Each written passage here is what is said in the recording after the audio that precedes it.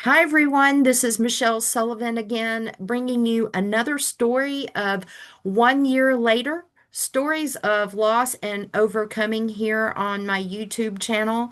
I have just an incredible network of people here in the area that have gone through a year of some really ups and down, harrowing, life-changing experiences through Hurricane Helene.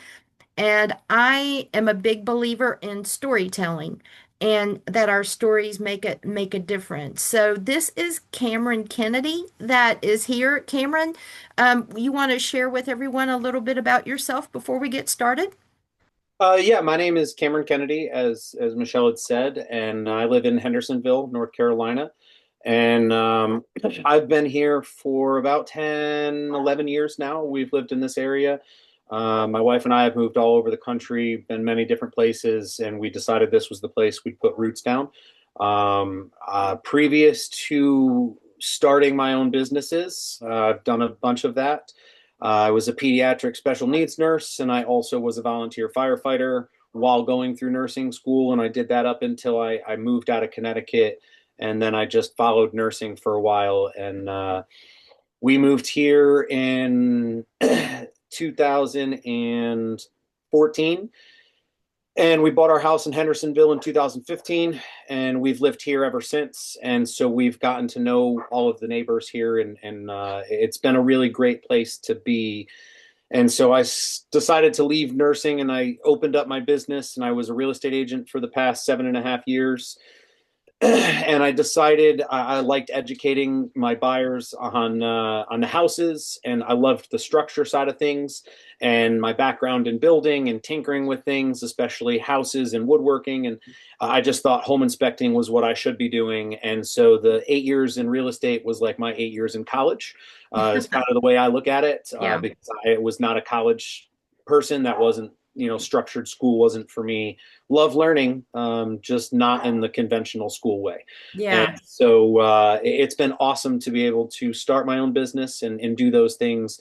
And it has provided a lot for a lot of people around me with all the things that I have done, because I'm able to help a lot of people in my community. And so that's what I really like. Yeah. It's so interesting because I was just, as I'm hearing you talk about it, help comes up a lot, support. So that would I be presumptuous? I don't think I will be, but to say that that's really in your DNA, Yes, that I mean, support, help and support people. yes, Yeah.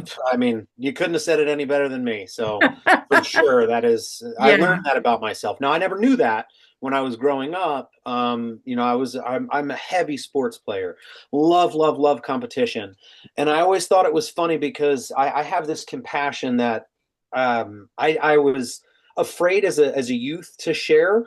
And Hmm. as an adult, I learned it's actually a strength, because as strong as of a competitor I was, at the end of the game, I'd always feel bad about the team we just beat, and we'd always win. And yet I'd have this, it's like winner's guilt. And I know that sounds really silly.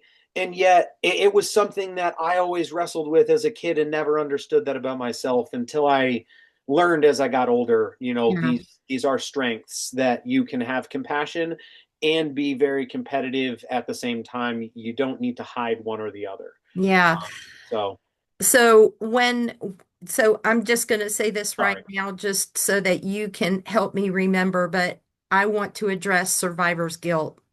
Yes. We go down. Yeah. So help me hang on to that Yes, thought. Okay. for sure.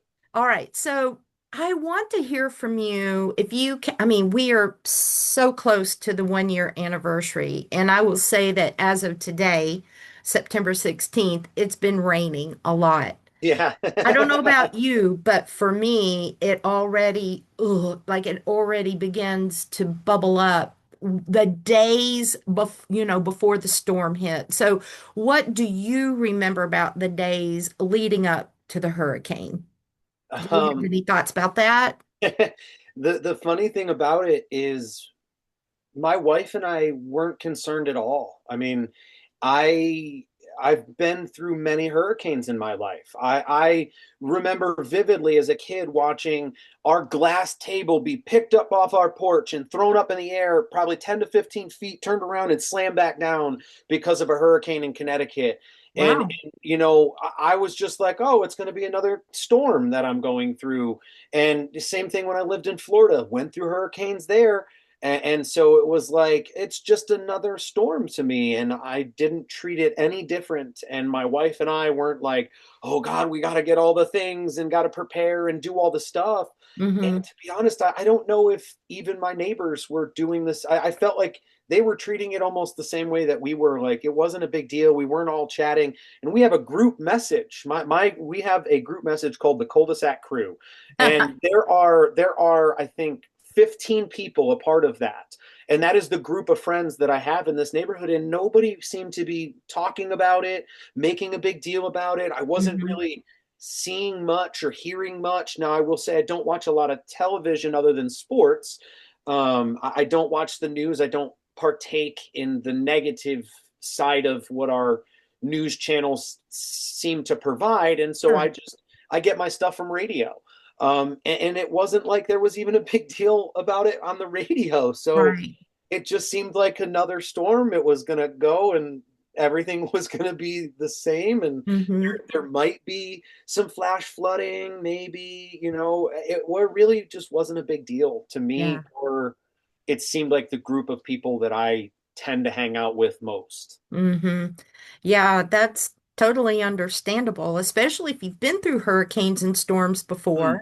You've Hmm. survived it without, you know, to your knowledge, what you've experienced is all that you are aware of, right? And Hmm. so, Yeah. so if I understand, then there was an awareness that the storm was coming, but no fear or thinking, oh my goodness, Do you want to hear a funny story about that? So, absolutely, yeah.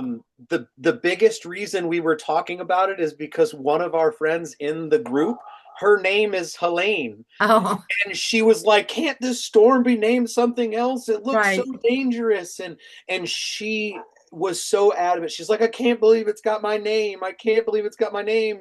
I mean, because she's from Denmark, and it was so funny to listen to her talk because normally it's like Helen, but they were calling it Helene, Hmm. specific to like her pronunciation of the name. And I just thought that was funny. That's the only reason we were talking about it, That's not because we were interesting. so concerned about it being Yeah, this big storm. yeah. So, so there was conversation in the cul-de-sac crew, but not so much thinking that did did any are you a preparer person, a prepper type of person? Did you have things in your house already? Or I mean, and there's no judgment with that, but I mean like The knowing only what happened, prepping that I have in, and sorry to have cut you off, no problem. the the only prepping we have is my background in nursing. So I have the stuff to be able to help somebody if they are bleeding Mhm. or injured in a way because of my background. However, other than that, we didn't do any of the things, even Okay. to the point that being through hurricanes, we've learned, fill your bathtub with water because you don't know if your water might run out. Well, all of our experiences here told us that wasn't going to happen. And Right. so we didn't do any of that stuff. Okay. So that's our extent of prepping, Okay. and I know we'll get into it after, Yeah. but the that was a very big learning lesson, life lesson for us. Yeah. Yeah. Curious, how many people are in your household? Four. Four. Two However, we have a adults, lot of animals, and two that is adults, also some two to account. adults, two young Children, young yeah, children and animals. and Okay. animals, yeah. All right. Okay. So this is kind of we understand kind of where the Kennedys were Hmm. before the storm, during the storm. Can you describe where you were or what was happening around you? Here we go.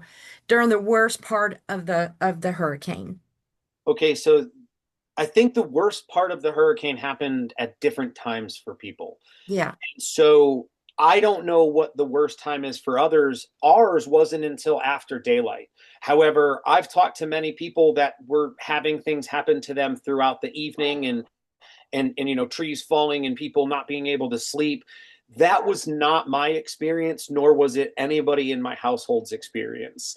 um, During the storm, when it was supposedly the worst part of it, like the wind and everything, we were sleeping, dead asleep. Nobody even batted an eye. In fact, in the morning when we woke up, it was, an everyday normal morning for us in all cases, I would say, because we woke up and the power wasn't on. All right, we don't have power. Nah, whatever, it is what it is. We can go without power. That's no big deal. And when we looked outside, it was blowing and there was rain and there was stuff like that. And I took a video right around 8 o'clock in the morning, and I just kept thinking to myself, "This is it. This is it." Like this is what everybody was saying was this big deal, and all these different things. And so we just thought it was ever going to be a normal day until about 45 minutes later. And so we got up, we started doing our morning things, started messaging people to see who had power and whatnot. Nobody seemed to have power. Nobody really knew how bad it was. And so we had messaged our neighbors and said, "Hey, do you want to come over for some coffee? We're smashing some beans up with a hammer because we don't have our grinder to make ground coffee." Again, not thinking, how are you going to grind your coffee if you don't have ground coffee? Modern luxuries that we did not prepare for. Yeah. Silly things like that. And so here we are doing this, and I've got my camping stove on the back porch, and I've got it going. And my family and I sat down in the front room to play a game of Uno. And we're just every other morning doing our thing and waiting for that stuff. And our neighbor said they'd walk over because they had some ground coffee, and we were so excited about ground coffee. I mean, just silly things like that. And so my wife and I, at about the same time, she had said, "It's kind of stuffy in here, Cam. Can we open some windows?" And we opened those windows, and no more than, I mean, it couldn't have been any more than 5 minutes, if that. That we started hearing someone yelling, and I was like, "What is that?" And so I immediately stepped outside, and I thought it was my neighbor's child screaming on their way over because it was raining. Not anything crazy, but I thought he was just playing around. And so I'm looking around, and my neighbors to the right of me are 80 plus years old. So I thought it might be him yelling, something happened. So I'm looking over there and I didn't see anything. And so I stepped back inside the house. And as soon as I started to close the door, I heard it again. And I stepped outside and I saw Joe running down his driveway, and they live directly above us. So if you step out my front door, they are on the hillside above us, but you could never see their house because it was covered. There's trees and all that stuff. So, Joe was reclusive. Joe wasn't a very outgoing guy. Neither was his wife. In fact, we had never met his wife until that day. And so he's running down his driveway yelling, "Help, help, help." And so I just took off running up the hill. I didn't have my shoes on. You know, running up my driveway, and I got halfway up my driveway, and he said, "The house fell off the hill. The house fell off the hill." And I said, "What do you mean the house fell off the hill?"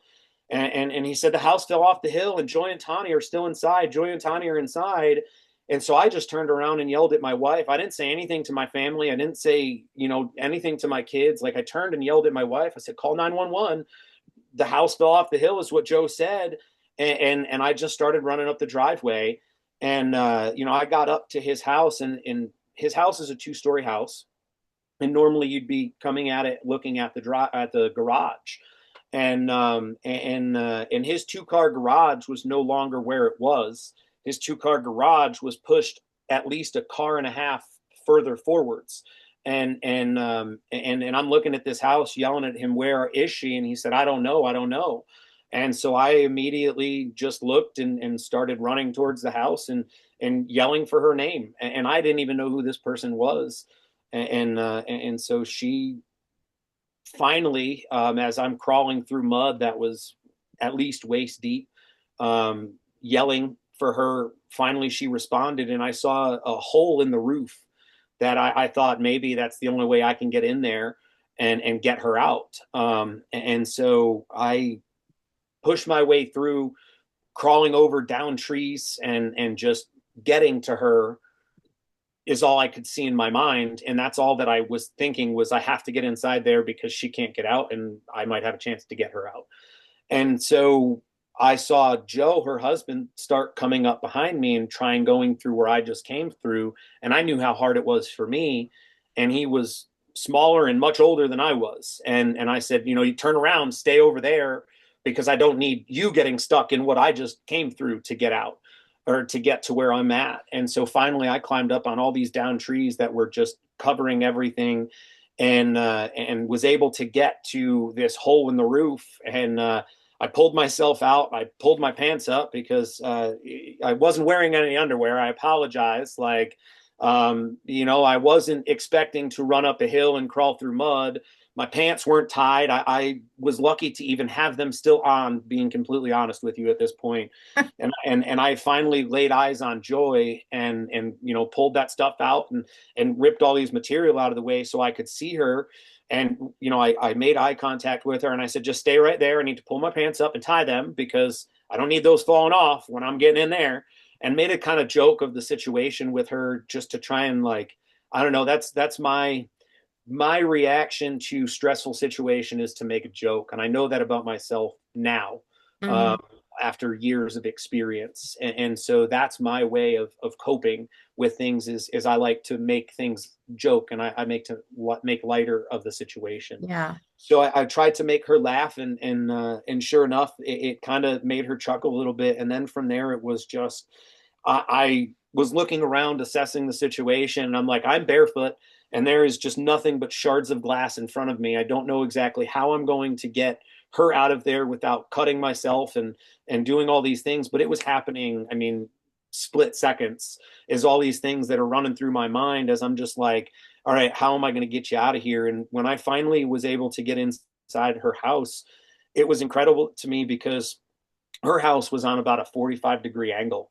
and her kitchen counter was just littered with just debris and everything. And I said, that's the only way I can get her out. And so I literally just step by step told her what I was going to do. And I'm going to get back to that in a minute once I don't want to take up too much time, but so as I'm walking her through everything step to step and getting her out and telling her and just thinking I need to tell her everything what to do because she was in such panic and shock that it was like she couldn't move her body.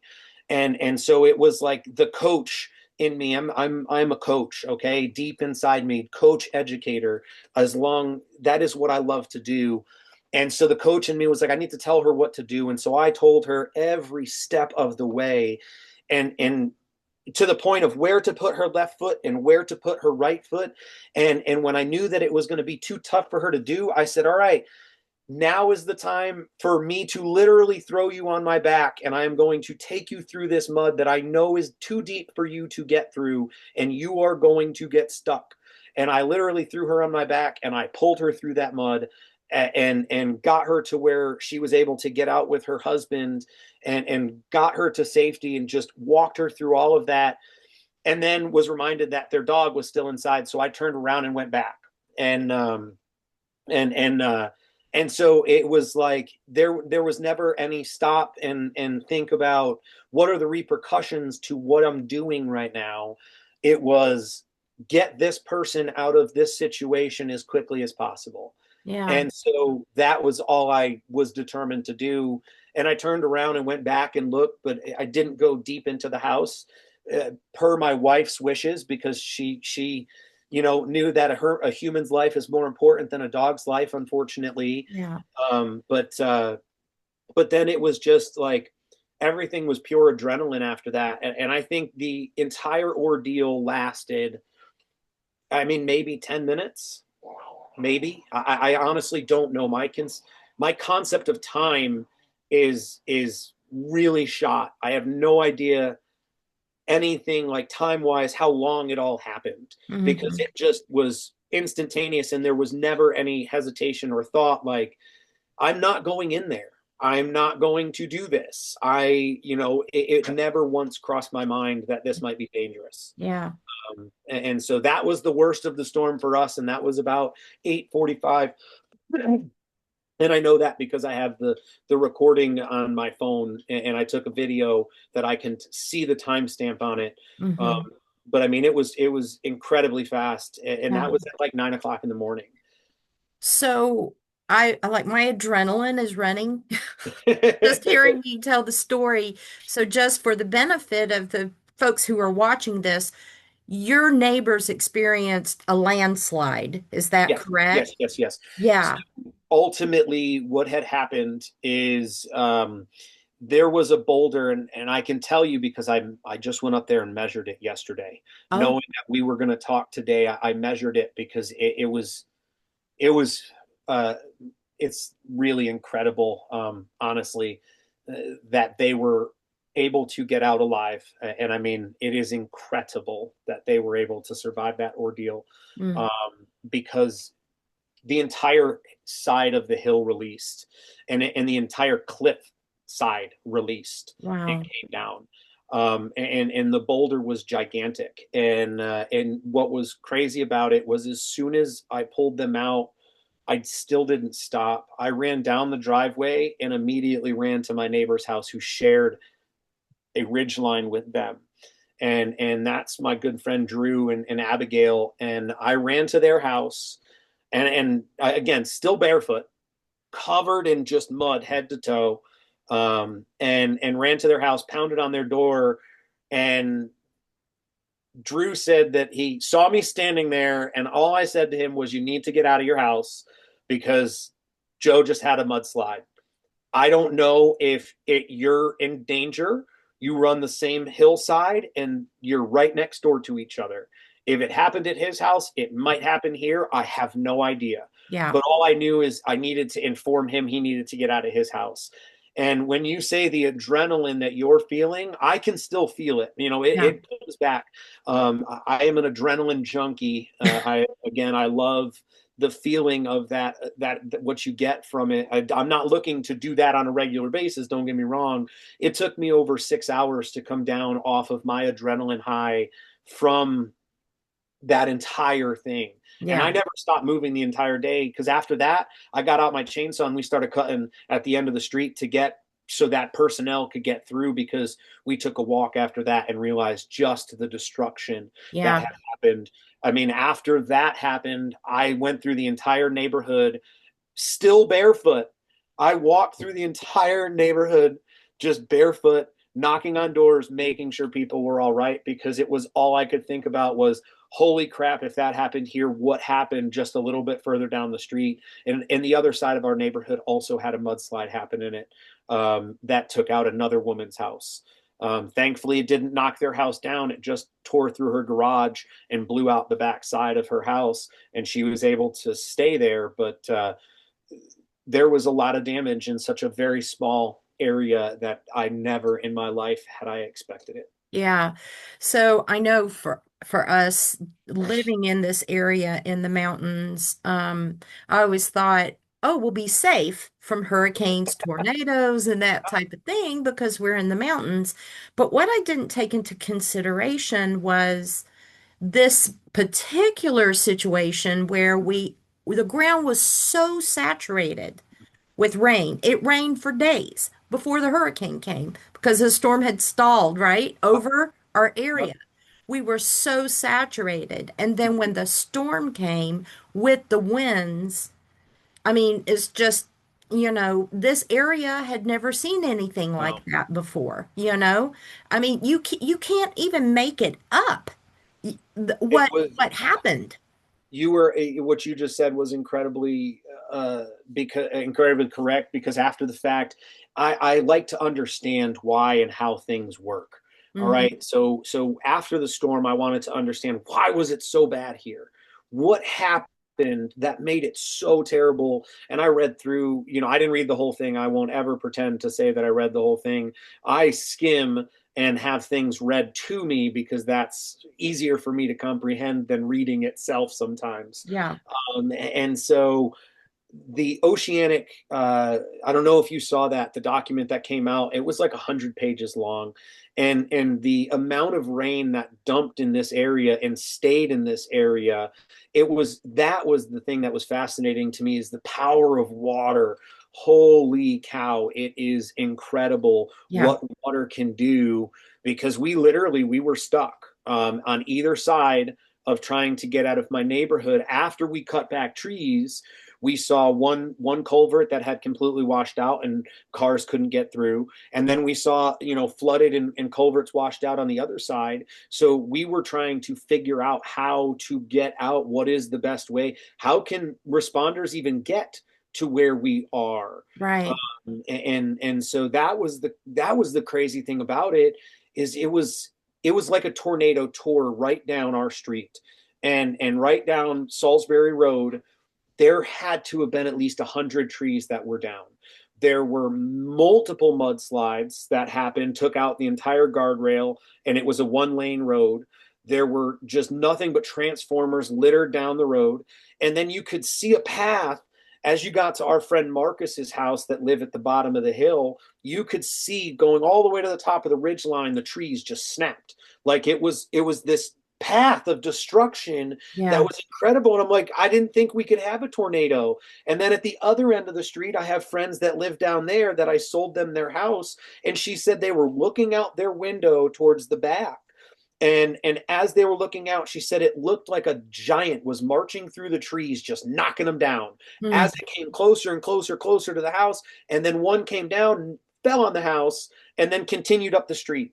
And I'm like, that to me sounds like it was a tornado or something, but I have no idea. I've never, ever, ever seen anything like it. And it was all these giant, mature, Yes. beautiful oak trees that were like 60, 70 years old, Mm-hmm. just based off of how tall they were. Yeah. And they were just completely uprooted because of the saturation of the soil. Yeah. It just couldn't take it anymore. Yeah. But it just was absolutely incredible to me to see that firsthand, because you see it. And I am a person that loves documentaries. I watch documentaries all the time. And I said to my kids, because we watch natural disaster ones, I said, give it a couple of years and there will be a documentary on this one, because Right. this was that bad. Yeah. It was that bad, and people were so underprepared for it. Yes. And especially in the mountains out here, and the remoteness of the people that you just couldn't get to. Yeah. That was the thing that was incredible to me. And that's why after I got my family out of here, I turned right around and I came back. And even though we didn't have power or running water, I came back and I went to the volunteer fire department. I was like, I'm healthy. I can carry things. Yeah. If you need someone to hike in and try and find somebody, like, you tell me where you need me to go, and I will go there and help you do what you need to do, because I understood just how bad it was the more and more that I got larger and larger on the radial circle that I could get out of my property. Yeah. Wow. Oh, I remember at least at our home, no trees fell, but just four houses up the road, almost every tree in their yard fell. Like you said, mature, older trees that shouldn't have fallen. And because no trees had fallen right in my vicinity, I was thinking, oh, it's no big deal. Yep. It's over. Mm-hmm. No power, no cell phone, nothing. So you don't even have a lifeline to know Yep. what's going on the next street over. I, and it was actually days before I was actually able to get some outside communication to find out the devastation that hit our area. Yep. I What happened in the River Arts District, what Oh happened yeah. in Lake Lure. And I had people that would say to me, it's really bad, Michelle. And I'd say, are really? That's It's really bad. I vividly remember that. I mean, Yeah. for days we were still here because so I told my family we will stay here as long as we have running water. The second we run out of running water, we need to figure out a second option because it's just not going to be feasible to stay here without running water. Yeah. You know, I don't care if we filled up our tubs or not. There's just we could flush our toilets, but we weren't going to be able to shower. There was no things that we could do. We have a creek that runs through there, and my wife and I had talked about it. You know, filling buckets, bringing it up to the house so we could flush the toilets and Yeah. do the things, but we still weren't going to be able to do anything. And Yeah. so that first night after everything had happened, everybody in the neighborhood, we had a barbecue. Yeah. We didn't know anything because nobody in our cul-de-sac where we are, there's no reception if you don't have there were no cell tower or all the cell towers were down. So there Right. was no cell service. And there was one spot. This was the funny thing about it is word got round where the one spot on Salisbury Road was that you could walk up, and it's about a mile from where I'm at. And you walk and you would see people walking Mm-hmm. out to the cell phone spot, and you'd get out there and there are 10 to 15 people on their cell phones Yep. trying to have conversations, and that was the spot. And Yeah. that was the spot for days, and Mm-hmm. to the point that I took my family away and then I came back and it was still that way. Yeah. And it was not until we got to Charlotte on Sunday, that was Friday, and then Saturday, and then Sunday we stayed here again, and then I took them on Monday because that was the earliest the Airbnb had availability to allow us to get in. And so myself and my neighbors, we went to Charlotte, and my other neighbors took off to Virginia to their family's house because without running water, there was just no way that we could do Yeah. everyday things. Right. And I think it took a week and a half for us to get running water again. And so I was living on bottled water at the house. And so it was really interesting to see that once we got out, what the world, like, holy crap, look at what happened to Chimney Rock. Yes. I had been in Chimney Rock like very recently because I go down there. My wife and her family and I, we love Chimney Rock, and we went down there, and I was just like, oh my God, like what happened? And I drove down there the other day because when I'm not working on my business in order to stay busy, I do DoorDash. And there was a DoorDash that got delivered down there, and there's no trees. Right. Every single tree is gone Yep. all the way down Yep. there. And the devastation, I don't think people realize just how wide that river got and how small it usually is. Right. That's the thing that people I don't think can comprehend. And I know how small it was because I drove down there so frequently. But to see the water line be almost 30 feet above where the water typically is, Yep. and to see the carve outs of what that water did, Yep. I can only imagine what those people experienced that were living down there. And I was grateful enough to, I do real estate as well. And so I was managing some properties, and I was able to help out a family and get them into a rental with a client of mine. And they rented this property because their house was completely wiped out by the flood down in Batcave. That's where they lived. Yeah. And it just wiped out everything that they had. And so it was just everywhere. There were people that so many things happen to people that you never experience or Yeah. think would happen. And this is part of the reason why I think the stories are so important because as I've interviewed people, I've talked to someone who gave birth to twins during the Mm, storm mm. at the hospital. Another one that was rescued by a canoe, two canoes on the second floor of their house in West Asheville. Just mind blowing. Mhm. We were all trying to survive and help other people in any way that we can. So, real quickly, the neighbors that you went to go help, Yeah. they were okay. Yes. So they were both okay. They were able to go and stay at their at family's house, and unfortunately, everything up there has been condemned. Like the U.S. Geological Survey came out per our HOA's request, and they said, realistically, a house never should have been built up there. And the crazy thing about it was they also pointed out, so I have giant boulders in my backyard, and I always was under the assumption those came when they were building my house, because I understand how houses are built. Sometimes they need to blast rock, they might need to move it. And the gentleman from the Geological Survey people had said that's evidence of previous landslides and mudslides on this property, Wow. in this specific section. And they absolutely said if Joe and Joy's house were not there, it 100% would have taken out ours. It was in deadline with our master bedroom and garage area if it had continued down the slope. And with the amount of force that was coming down that hill, I have to believe it was not going to stop, and Yeah. it was going to keep going. Yeah.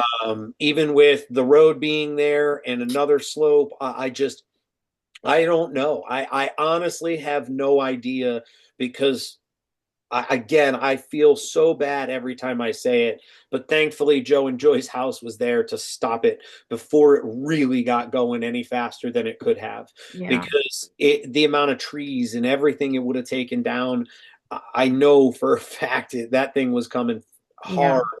hard. And so it really was, it's really hard to say that. And that's go back to that survivor guilt, like that you had mentioned at the beginning. Like, Right.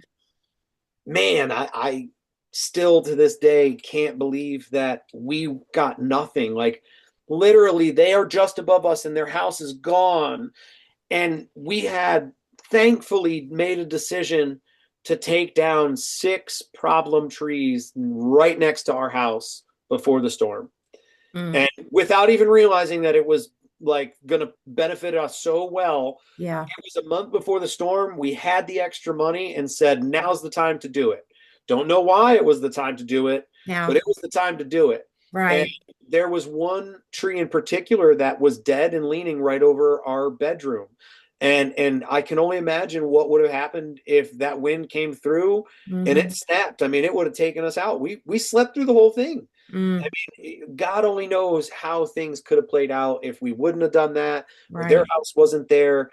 And so every day it's like this reminder, they lost everything and we didn't even have any amount of water get into our house. Yeah. God, that is When, so and like, I will say it's even bizarre with tornadoes, right? Where when ah, a tornado will come through and have a path where mhm. it totally demolishes, One side of the street and then the yeah, other side's fine. or just even houses right next door to each other. Yeah. So it is very bizarre how that happens. So I wanted to ask you, you did talk about your community and the cul-de-sac crew and um how did you and your community come together, or did it fall apart in the Oh after? no, there was nothing but everybody coming together, even to the point of neighbors that we had never met before, and helping out people that we had never been in contact with. Up until people started leaving, but even then, we were having neighbors check on our house, and we were checking on other people's house when we weren't here, and they were looking for our cat that was not here for 4 days after the storm, and we Hmm. thought we had lost him, and he came back. Like it was everybody really came together, especially in those immediate moments. My good friend who I just brought the snack pack to, I told you, and they live on the hill above us. He absolutely, like, we all grabbed our chainsaws and started cutting trees. There was no second thoughts about it.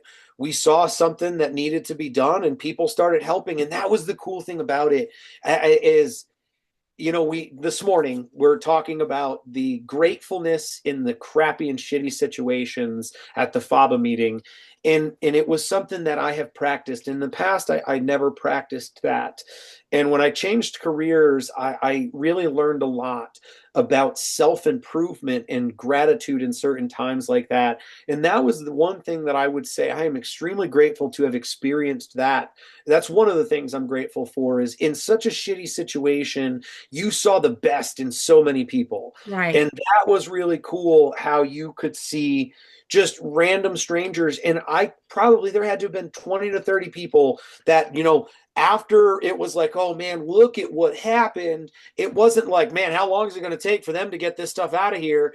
Everybody was just like, all right, I'm gonna go get my saws and Pull that's exactly it. pulling Roll up up the the sleeves sleeves. and get to work. Yeah. And that was something that I thought was really cool about this area. I mean, I can't speak. I've been in many, many different areas and I've lived through a lot of different cultures. And that was the cool thing about what I saw in Western North Carolina going through that. Like everybody seemed to just go, all right, well, it's going to take forever anybody else to come and help us. So let's go ahead and just start getting the job done. Yeah. And I can tell you that it was not until about a month and a half ago that there was debris finally removed from still, trees that are down, that are cut. And it's just, there was so much of it Yeah. that we cut and piled onto the side of the road. And it took them, and I live not more than 10 minutes from downtown Hendersonville. And it took them 8 months to get to our debris, you know? Wow. Well, I mean, did you ever notice like driving around the mountains oh, of tree debris? yes. Oh, And man. it was all So, over the different areas. There was so much debris that there really was no place to uh-huh. put it, Have right? you gone by the storage lots where they were taking all of that tree debris and shredding it and seeing the mulch piles that they are creating from this Yep. stuff? Like Yeah. it is insane the Yep. piles that they have gotten. And I can't remember the exact tonnage that they were talking about. I mean, it was crazy the tonnage of just trees Yeah. that were down. I could never fathom that many trees coming down. No, the area took such a hard hit. And I know that going into the spring, I was really concerned what it was going to look like. Yeah. Yeah. I needed evidence that there was still some life in the mountains. And Sure. and I did see it. I'm sure you did too, Oh, for sure. but I almost wondered, is there anything left after what happened, but Yeah. as nature does, she comes back, Comes back. and so and it's interesting too because there's this timeline that is used in situations talking with people about the timeline of a natural event. We've gone from the 6 months into the 1 year Yeah. of it. And I will say that from January through to almost, where we are right now was a time of this is real. This is not going to happen quickly. Finding out that your insurance maybe isn't going to cover it. Things are not the same. Businesses are closing, which we've seen that in the Oh area. yeah. Some businesses did not recover. Yeah. What lives that were lost, which is an understatement, lives that were lost, um, having to use cadaver dogs to find people, all of that. It just was very heartbreaking to see Yeah. and what other what other people what we all had to experience, the losses and that type of thing. And so here we are on the just right on the eve of this 1 year anniversary. um I wanted to ask you, has this experience or what you experienced in your neighborhood with family, actually, wait, I want to go back. You volunteered at the fire department? Did Uh, you do some yes, work there? younger So, and also after the fact. I so what was that like? what were, I mean, without, being specific, but Well, by the time that I was trying to do that, they had basically full crews, so they just put me on doing just odds and ends stuff. And so I started doing, charity work, and I started helping others, that had older couples that had trees down that they couldn't pay. So I was just cutting trees, moving stuff, getting things. Mhm. There were still so many people driving around one lane roads. So I was going down main roads that I traveled on and cutting trees and Yeah. just trying to do anything that I could because the fire department didn't need anybody else Okay. at that point. And so I was, to be honest, I was disappointed. I was like, come on, you got to give me Here. something. Like, you Yeah. want me to go stand in a lot and tell people where to go? I can do so much more. Like, let Yeah. me do more. Yeah. And so I knew that everybody else was being told to do that. So I just kind of went and saw what other people were doing and saw what Mhm. needed to be done and just did it. Um, Yeah. and so that was what I did. Yeah. I I met so many people that I would have never met otherwise. And my stories for another time. But um, how do you think this experience changed the way that you see yourself? Or did it change at all? Or did you learn something from it? I mean, I learned something every day. So yes, I absolutely learned something from it. One thing that I would say that has been an eye opener for me is going back to what happened. Never once did I pause and go, "Oh my God, I might be doing something dangerous." Yeah. I just did it. Yeah. And when my neighbors walked up the driveway and saw the house in the condition that it was, both of them at that time, they both said, Cameron, I like to believe that I would have gone in there, but I Mm, just don't know if I would have. yeah. And that was something that they had, and I mean, and it's been repeated to me multiple times after the fact. We've talked about this, and I think that goes into a lot of, the healing with everything is you have to speak about it in order to be able to, get through things. And that was something that I learned in nursing, was debriefing. And so I Yes. have talked about it more and more than I think a lot of people have, because I like to make sure that I understand it. And to the point that after everything went down, I even went and debriefed both of the people that I had pulled out to ask them what it was like for them. And going back and talking to them after the fact, I know what I remember from what they talked about, and they still struggle to remember how everything went down, Yeah. and where and how, all the specifics of it. They struggle with the specifics because they were in such a fog. But in the immediate time, you know, I didn't want to tell the husband, but the wife told me, "Oh yeah, I heard Tawny yelp and then stop making noises pretty quickly. So I think she died very, very quick."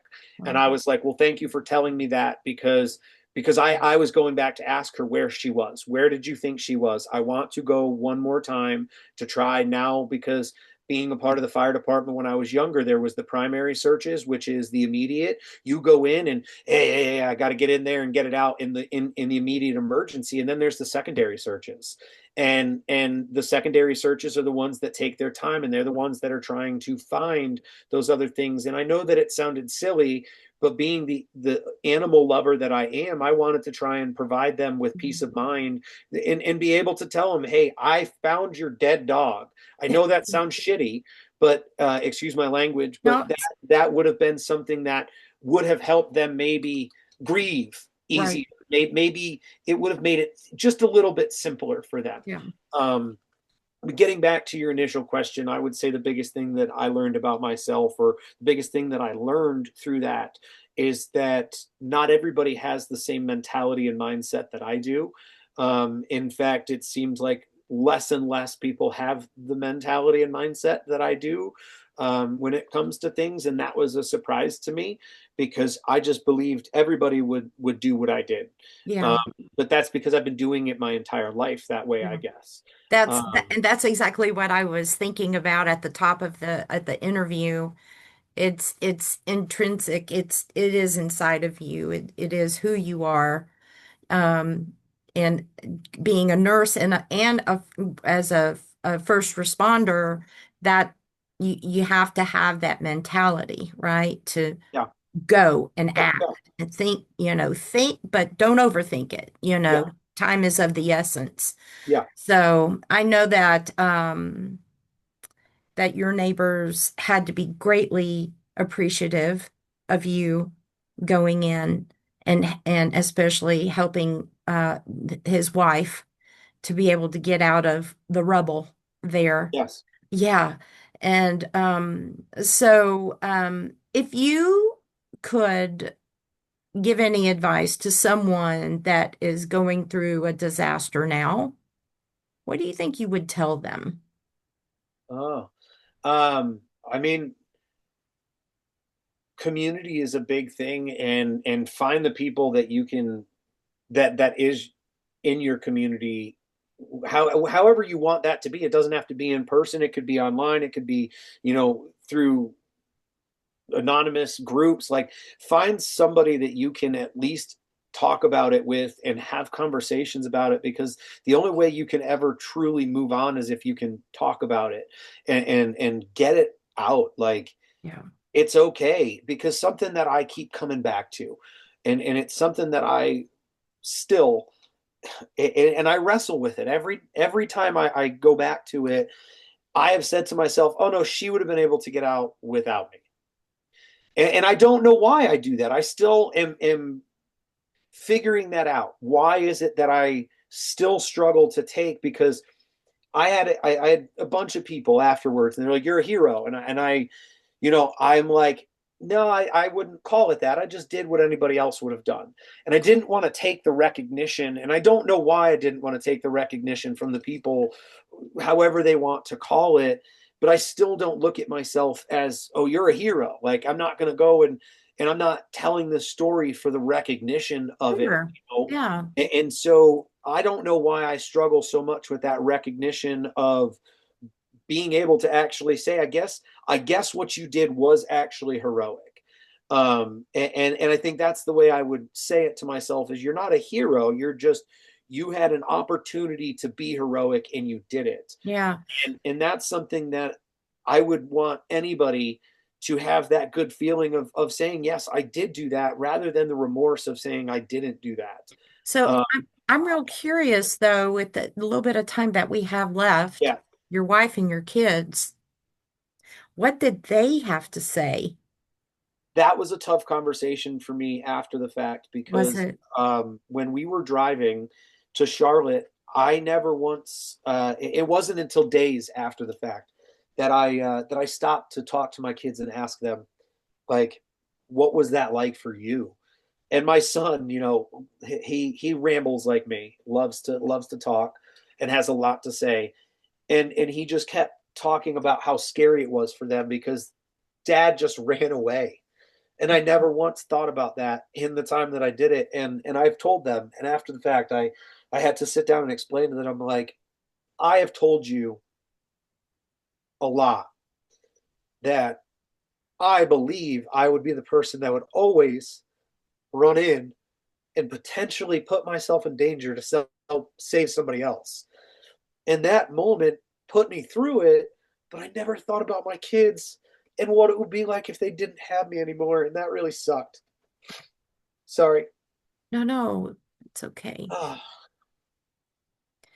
But I think it's important that you allowed your children to express for them, like you were talking about the debriefing part. In their little minds, they are also having to make sense of everything that has happened. And so, again, and I think this is really important with grief and loss in yeah, particular, is that we teach our children how to be able to express themselves and giving them the wide berth to say, I was afraid you weren't going to come back, you know? And because we teach our children how yeah, to process things, but we also teach our children by example and how we live our lives. And so I'm glad that you had that opportunity, and my hope would be in the future that if they want to talk about it again and again and again, that you all continue to talk about it, and the evidence of we're still here, Oh yeah, still here. It's okay, you know. We went through something really scary together. we But we're, definitely talk about it, and yeah, that's the nice thing about it is to be able to talk about it, and yeah. that has absolutely helped. And that's why I would say, being able to talk about it is the biggest thing, and Hmm. having that conversation, like, and being open to hearing how it was, like, how was that for you? What was that really like? Right. And that was a tough pill to swallow, like for me, um, Hmm. not realizing that I just acted, because how many other times in my life might I just act and not think about the repercussions of my actions, and what might I leave behind because of that? Yeah. Yeah.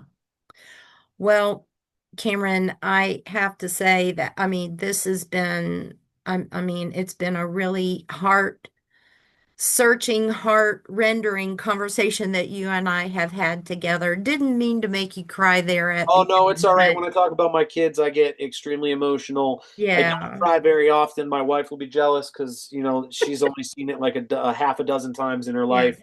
But my kids definitely do that to me. yeah. And one thing I'll tell you that was a fascinating fact that I found out yesterday, when I went up there to measure that rock, just to see.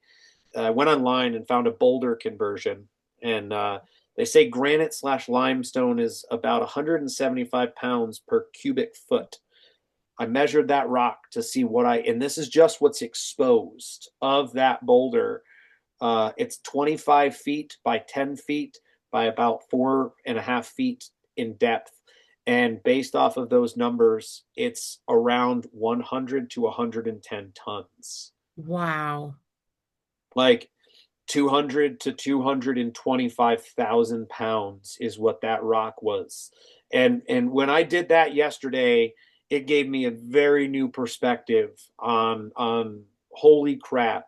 Now I understand why we heard that impact, because that's like, I think it's like 20 school buses hitting a house. Wow. That's crazy to me. Yeah. And all we saw the day of the storm was about 8 feet of that 25-foot rock. Mm, wow. That's how much was buried in mud. Hmm. And I found out yesterday what I found when I hit solid ground. I now believe it was the boulder. And had that boulder not been sloped and shaped the way that it was, I probably would have kept on sinking, because that mud was at least 10 feet deep.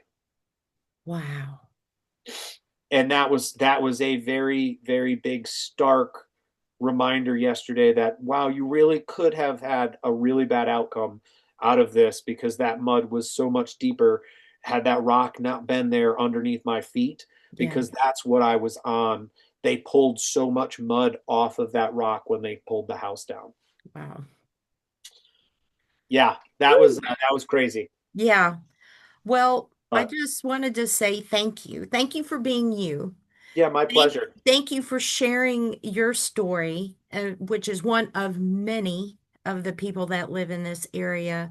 And I just want to thank you for just taking the time this afternoon to share some of your experience. It was my pleasure, and I look forward to all of the future things that you put together. Oh, thank you so much. All right, Absolutely, everyone. Michelle. You have an amazing day. All right, take care, everyone. Bye.